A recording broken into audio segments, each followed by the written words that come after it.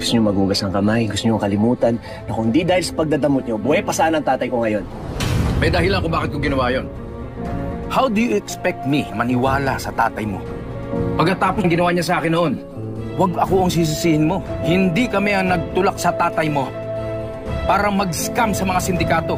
Dinagay niya ang sarili niya sa panganib. Siya ang gumawa nun! Siya ang gumawa ng tira! Akala mo tinutino mo, ha? Alam mo kung ano totoo? Masama kang tao! Dahil kung mabait ka, hindi mo hahayaang mamatay ang ama ng manugang mo at ang lolo ng apo mo! Jem, kumalma ka nga! Tawan mo si Daddy, please! Tama na, ano ba? Doon! Pagkatapos kitang tanggapin dito sa pamamahay ko at turuin kitang parang sariling anak, itong susukli mo sa akin? Sige. Ako na ang gago. Di tulad mo.